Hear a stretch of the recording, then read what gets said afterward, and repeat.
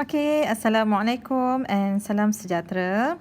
So, untuk hari ini, teacher akan do a revision on subtopic of reflection of wave. Okay, so untuk di subtopic, kita akan tengok a few things yang related dengan reflection of wave lah. Okay, so kalau sebelum ni you all dah belajar about fundamental of wave and then you dah belajar what is damping and resonant. So, untuk hari ni kita akan continue with the reflection of wave. So macam yang you boleh nampak dekat diagram yang teacher tunjukkan ni, okay, is a picture of a white mosque. Okay, so kita ada masjid dekat situ. Okay, ada building dekat situ.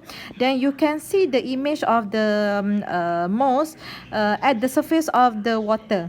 Okay, you akan nampak dia punya reflection tu dekat surface of the water. So kenapa you boleh nampak dia punya image of the mosque dekat water surface? Kan? So sebenarnya in this case water surface tu dia act as a mirror lah. Okay, dia boleh reflect the image untuk apa-apa objek bila lights travel and hit smooth surface. Okay. And then teacher tunjukkan juga ini gambar yang kedua. Okay, cantik kan? So gambar ni you boleh ambil dekat Kuala Selangor Kita panggil tempat ni sebagai sky mirror. Also you can see the image of the person kat situ. Ada empat orang kat situ. Then you boleh nampak exactly dia punya image dia very clear, very same size. Okay. Sama situation macam tadi, the image of the person tu can be seen at the water surface. Okay, so water surface tu like dia act as it's like macam a mirror lah kan. Okay, dia boleh nampak dia punya reflection, dia boleh reflect you punya image. Okay, so kita masuk untuk topik kita hari ni, which is reflection of wave. Alright, so untuk kelas kita akan cover. Sebelum tu teacher akan tunjukkan. Okay, teacher akan tunjukkan. Okay, untuk reflection of wave so teacher akan discuss dulu apa yang you kena tahu, apa yang you akan belajar untuk this subtopic.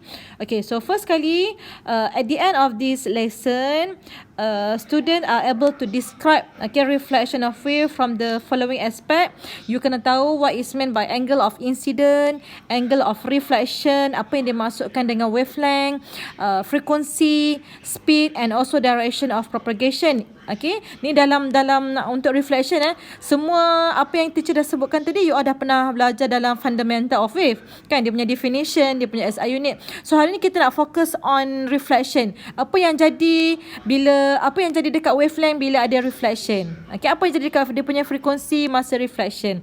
Okay, and then student can draw a diagram to show the reflection of plane water wave through a plane reflector. Okay, and then kita punya learning outcome yang ketiga, student are able to justify the application of reflection of wave in our daily life. Okay, then last but not least, student are able to solve problem involving reflection of wave. Kita akan discuss lah, kita akan tengok ada tak formula equation yang related dengan concept of reflection of wave, and then kita akan cuba buat soalan calculation. Okay, so sebelum tu teacher nak tunjukkan simulation. Okay, so simulation ni related dengan light lah.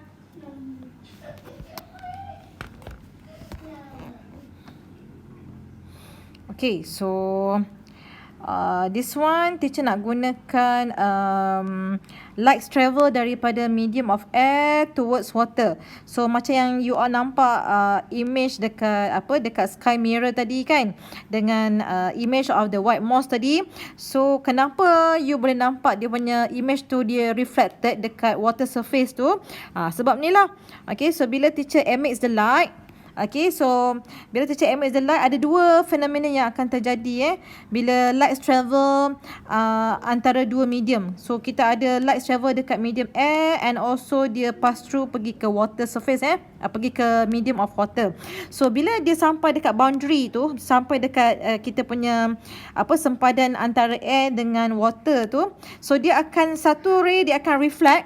So that's why tadi you nampak ada image masjid tadi tu kan, ataupun image person dekat sky mirror tadi. Okay, so dan satu lagi ray tu dia akan bending lah. So yang tu kita akan belajar on next subtopic, which is refraction of wave. So untuk hari ni teacher akan fokus on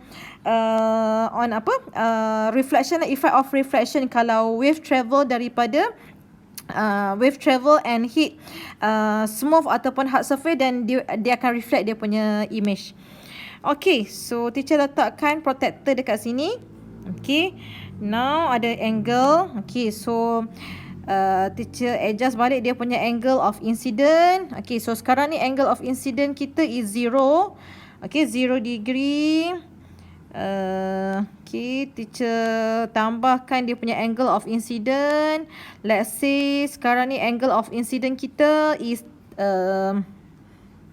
okay, 30 macam tu lah kan. Okay, 30 degree. Okay, 30 degree. So angle of reflection tu dekat the other side tu dekat the other side, bukan dalam medium yang berbeza, tapi still dalam medium yang sama, still dalam air, tapi yang image yang dia punya ray tu dia is like macam dia macam blur sikit tu kan. Okay, you nampak dia punya angle of reflection pun sama juga.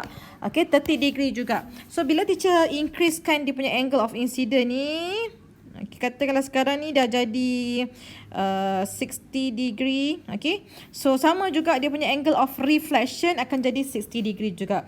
So yang ni apa yang you dah belajar masa law form dulu. Okay, you dah belajar laws of reflection kalau you ingat lagi. So kita ada laws of reflection di mana dia punya angle of incident sama dengan angle of reflection. Okay, angle of incident kita sama dengan angle of reflection. Dia punya angle sekarang ni, angle of incident kita 60 degree. So angle of reflection pun 60 degree juga. Okay, and then satu lagi dalam laws of reflection ni dia kata incident ray, okay, yang emit daripada teacher punya laser ni, normal line yang tengah-tengah tu, yang dotted line tu, and reflected ray. Okay, reflected ray ni yang blur sikit dia punya line itu, all lie in the same plane. Okay, maksudnya dalam satah yang sama aja.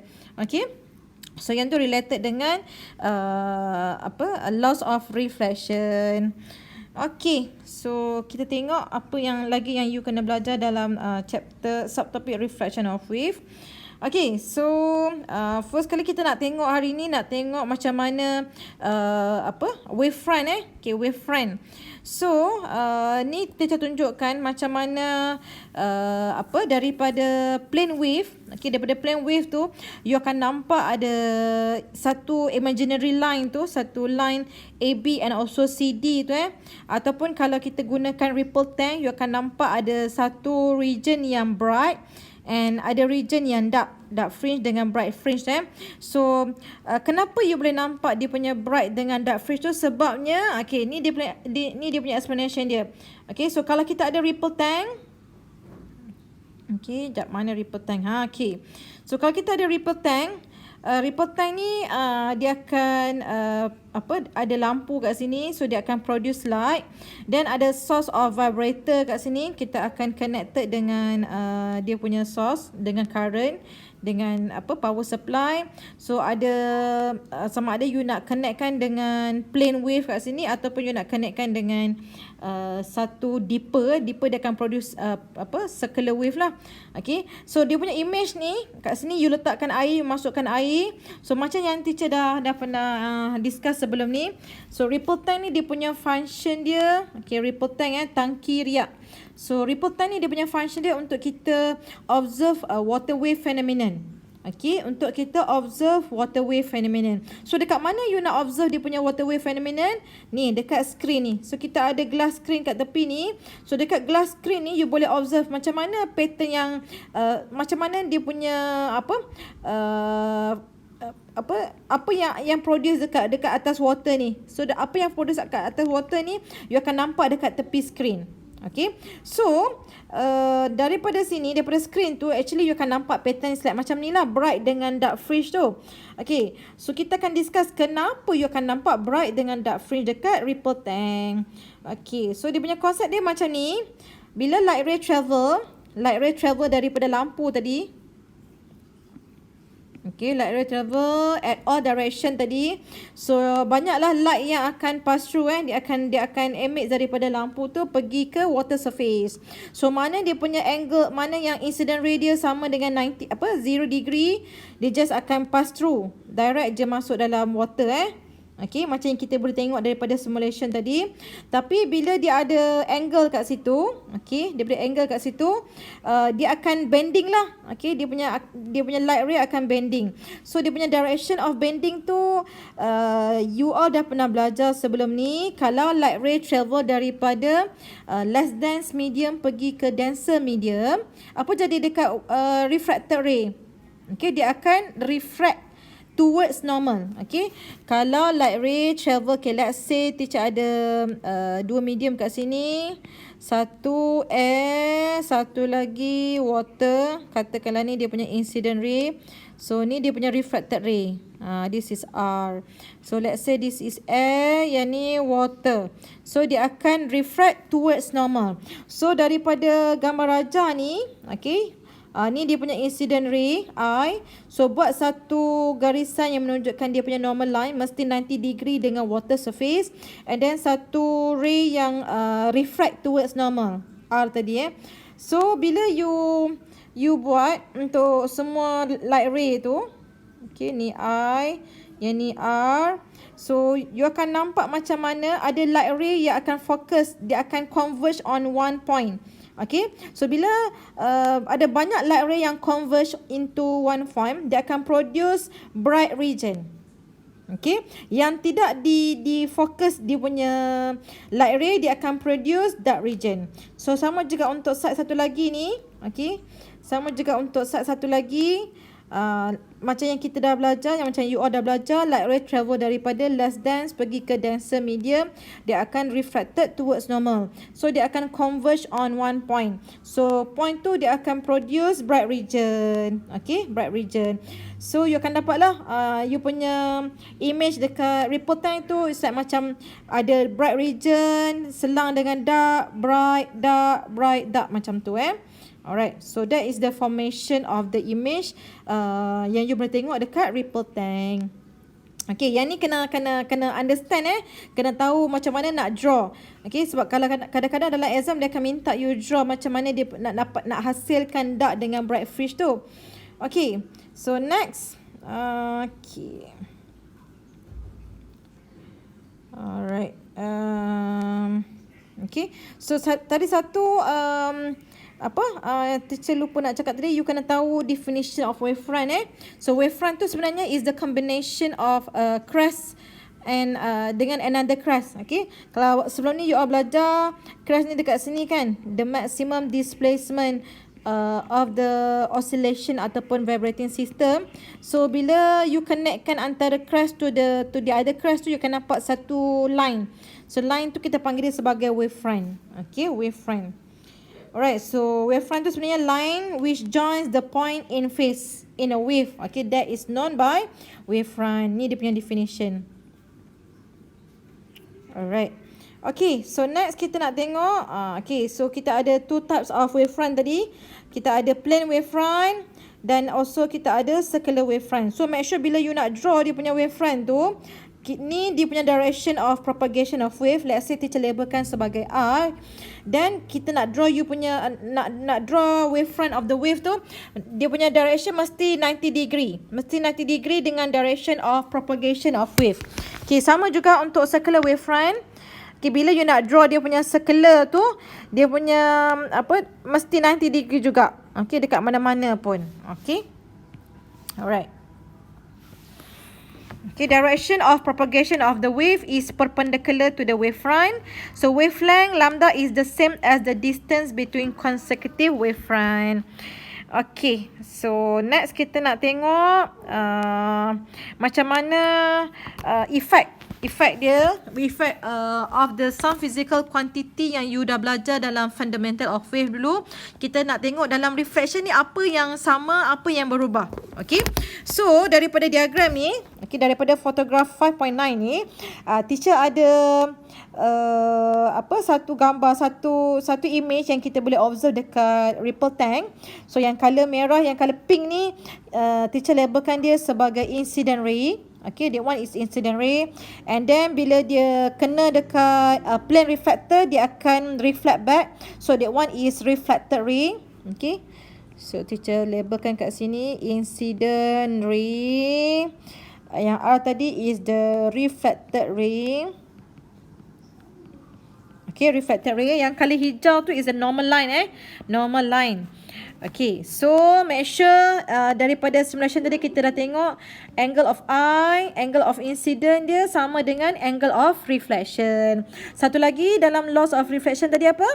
Incident ray, normal and reflected ray mesti all lie in the same plane, dalam satu satah yang sama, plane yang sama. Okay, so daripada sini kalau you boleh nampak dekat image ni, dekat water wave punya reflection ni, you nampak ada line yang color putih tu kan. So that one is the wavefront. So jarak antara one wavefront to the next wavefront is wavelength.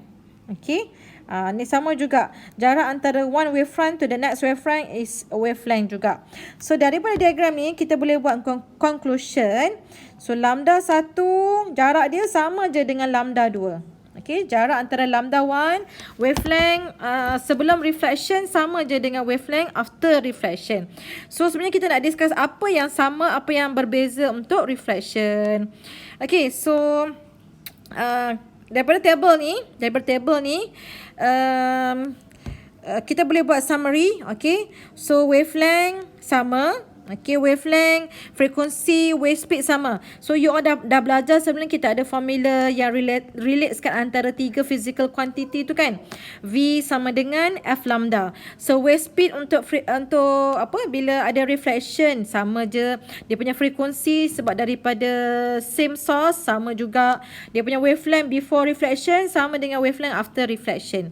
Okay, so teacher labelkan kat sini lambda 1 sama dengan lambda 2, F1 sama dengan F2, wave speed V1 sama dengan V2, tak ada perubahan. Apa yang berubah? Dia punya direction of propagation of wave saja. Macam you tengok dekat diagram ni kan. Bila I dia towards the right, then bila R tu dia dah berubah dia punya direction. Okay, dia bukan flow in one direction lah. Okay, so yang tu untuk reflection. Okay, so next kita nak tengok, macam kita nak belajar macam mana nak draw the patterns of reflection of water wave. Okay, so cara dia macam ni. Okay, kat sini dalam you all punya textbook ni dia dah lukiskan siap-siap kita punya line yang color biru ni. So line color biru ni menunjukkan apa?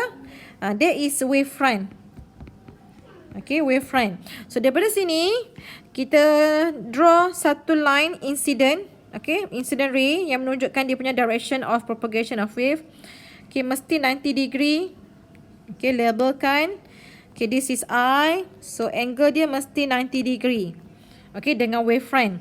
So jarak antara satu wavefront to the next wavefront is wavelength. Okay, is wavelength. Okay, teacher labelkan kat sini.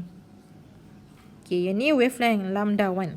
Okay, so daripada sini lukis dia punya normal line. Okay, normal line mesti 90 degree dengan reflector. 90 degree. So this is normal line. Okay, so kita tahu sebelum ni untuk reflection angle of I sama dengan angle of R. Okay, so buat satu lagi line yang menunjukkan dia punya reflected ray yang sama angle. So lebih kurang macam ni. So R sama dia punya sudut dia. So next step is draw dia punya wavefront. So again wavefront mesti perpendicular. So buatlah garisan yang perpendicular. So yang penting bila dalam exam ni at least ada 3 wavefront. Okay, dan dia punya wavelength before and after mesti sama. So you boleh labelkan lah. Okay, lambda 1 dengan lambda 2. So labelkan kat sini. Okay. So untuk reflection lambda 1 sama dengan lambda 2. Okay. So ni cara untuk kita draw patterns of reflection correctly. Okay, kita draw untuk you draw macam mana nak lukis pattern dia betul-betul correct. Dapatlah 3 markah, 2 markah kat situ. Okay, so ni sama je dengan step kat bawah ni. Alright. Okay, so next kita nak tengok some application of reflection in daily life. Okay, so one of the application of reflection ni kita gunakan dalam bidang medical. So dalam bidang medical selalunya kalau pregnant woman kan, dia akan gunakan ultrasonic wave tu untuk examine fetus. Okay, so kalau mak-mak you all pregnant ke, you tengok kakak you pregnant ke, so normally dia akan pergi klinik untuk buat 2D 3D punya scan. So function dia untuk tengok image of the baby dalam perut tu lah, nak tengok baby pula fetus kan, fetus dalam perut dia. Okay, ataupun nak tengok baby fetus tu ada masalah apa-apa ke, tangan cukup ke tak, jangan jari dia ada sumbing ke tak. So normally sekarang ni dah banyak macam-macam jenis scanning lah kan, ada 2D 3D 4D 5D, ada macam-macam dah. Okay, so semua tu menggunakan concept of reflection. Okay, so next application kita gunakan dalam communication. Okay, contoh yang paling senang sekali kalau you tengok piring astro dekat rumah you all tu. Okay, dia punya shape dia dalam bentuk concave macam ni kan. Okay, senang dia nak reflected lah. So the radio wave from communication satellite are reflected by the parabolic dish and focus onto the antenna on the feed horn. Okay, so nak reflect the wave daripada satellite, so kita gunakan satu dish yang parabolic macam ni supaya senang dapat signal dekat rumah you all. Okay, dan apa lagi? Ni. Okay, sonar So sonar ni kita gunakan dekat laut. Okay, teknologi of ultrasonic reflection which is known as sonar helps to detect areas which have a lot of fish. Okay, so the transducer transmit wave into the water and this wave are reflected by the fish to the transducer. Okay, so ni benda yang sama jugalah kalau you ingat lagi pernah ada satu sekali tu kita punya pesawat airline kita missing kan, tak tahu lost dekat mana kan. So teknologi yang sama kita gunakan, gunakan kapal yang kita ialah kita bayar lah daripada US, if I not mistaken, ataupun daripada Australia. Okay, so dia punya cara dia bekerja pun still sama, dia akan transmitkan wave. So dia hopefully kalau ada objek dekat dasar laut tu, so dia akan reflected dia punya wave dia. So dia dapat kesan lah kan kalau ada kapal yang karam ke apa ke. Okay, so yang tu pun menggunakan application of reflection of wave. And last kali yang ni kita nak tengok dia punya patterns of reflected sound wave caused by different rocks enable the location, depth and structure of the seabed. Okay, which contain sources of natural gas to be identified. Ini selalunya syarikat petroleum lah kan, Shell ke, Petronas ke, Schlumberger ke. So dia nak detect kat mana yang tempat yang ada, bukan pergi gali kan, pergi gali kat satu tempat, oh tak ada minyak, okay pergi pula gali kat tempat lain. No So dia menggunakan concept of reflection juga, pantulkan dia punya signal, okay, transmitter of the incident wave, dan dia akan tengok lah kalau that location tu ada sources of the natural gas. Alright, so some of the application. Selain daripada ni ada jugalah yang kita boleh tengok application of reflection of wave. Kalau you tengok ada binatang yang menggunakan echo untuk dia move kan, untuk dia communicate. So contohnya macam bat kan, bat tu dia mata dia tak ada mata kan. So cara untuk dia moving tu dia transmitkan wave, then kalau ada apa halangan, nak tentukan halangan ke dia nak bergerak laju ke apa kan. So dia akan transmit. So kalau dia dapat dia punya wave tu, so maksudnya adalah halangan kat depan tu. So dia akan cari jalan yang lain lah. So sama juga kalau dia nak mencari makan ke apa ke. Ataupun dolphin dolphin pun sama juga, dia transmitkan wave untuk dia communicate. So setiap satu dolphin ni dia very unique, dia boleh dia ada apa, dia punya apa, personal personal wave untuk dia communicate dengan one another. Okay, so yang tu pun sebenarnya antara application of reflection of wave. So I think satu lagi, sikit lagi kita nak tengok formula yang related dengan concept of reflection. Okay, kalau sebelum ni you dah belajar dalam chapter 2, kita ada formula untuk cari speed Okay, speed sama dengan distance bahagi dengan time. Okay, speed sama dengan distance bahagi dengan time. So dalam this case, bila dia transmitkan the wave, masa yang kita ada tu kena double lah kan. Okay, double. So maksudnya kita kena bahagi 2. So daripada formula ni kita dapat 2T bahagi 2. So dia akan dapat jadi macam ni lah. Okay, so nak tahu kedalaman laut, okay, setengah tu reflection tu kita guna juga untuk tahu kedalaman laut kan. Bukan kita pergi hantar orang pergi kira dia punya kedalaman berapa, tapi kita gunakan konsep of reflection juga untuk tahu kedalaman laut. So daripada formula ni kita akan dapat satu lagi formula baru yang kita rearrange untuk tahu kedalaman So dia akan jadi D sama dengan VT bahagi 2. Okay, alright. So inilah formula untuk cari kedalaman laut ke position of the ikan ke apa ke.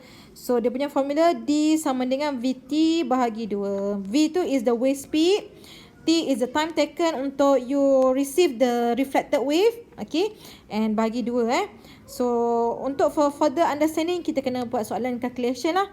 Alright, so I think that's all for today. Teacher akan continue untuk subtopic of refraction on next lesson. Thank you so much.